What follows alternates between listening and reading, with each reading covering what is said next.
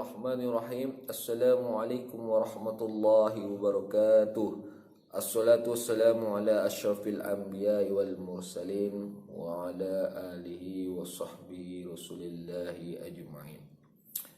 Faqad qala Allah ta'ala fil Qur'anil Karim wasta'inu bis sabri was shalah.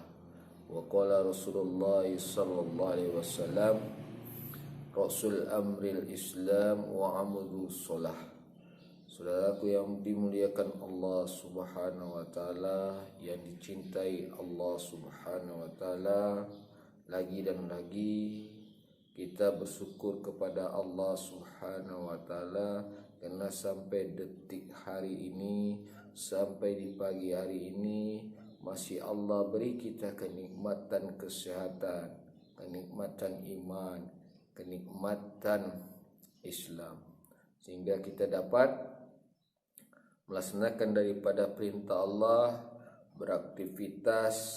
Bagi orang yang bekerja, bisa bekerja. Ini adalah kasih sayang dan karunia Allah subhanahu wa ta'ala kepada kita. Selawat dan salam tidak lupa kita curahkan kepada junjungan Nabi besar kita, yakni Nabi Muhammad sallallahu alaihi wasallam. Karena berkat pikir beliau, risau beliau, ketika di akhir hayatnya beliau masih ingat dengan ummati, yaitu umatnya. Yang kedua, beliau mengingat as-solat. Yang ketiga, anisa, perempuan. Begitulah Nabi Muhammad sallallahu alaihi wasallam, panutan kita yang memikirkan umatnya, yaitu mengenai solat dan perempuan. Sehingga sampai saat sekarang ini kita bisa mendengar dan melihat daripada pelajaran-pelajaran dari ulama-ulama kita. Ini berkat dari Rasulullah sallallahu alaihi wasallam. Hadirin dimuliakan Allah subhanahu wa ta'ala, di pagi hari ini izinkan saya bertausiah mengenai meminta pertolongan dengan sabar dan solat. Ketika manusia apabila diberi ujian, awal yang kita lakukan adalah minta pertolongan dengan sabar dan solat. Maka saudaraku, apabila ujian itu melanda kita, maka kita sabar. Jika kita sudah sabar, mintalah pertolongan dengan solat. Habis itu berusahalah kita untuk melewati ujian tersebut. Insya Allah apabila kita mengikuti apa yang Allah katakan tadi, sesungguhnya Allah itu akan bersama orang yang sabar. Innallaha ma'as-sabirin. Ketika kita telah sabar melewati ujian dengan ikhlas, minta pertolongan dengan solat, sesungguhnya kita akan dapat berita yang baik bagi Allah subhanahu wa ta'ala.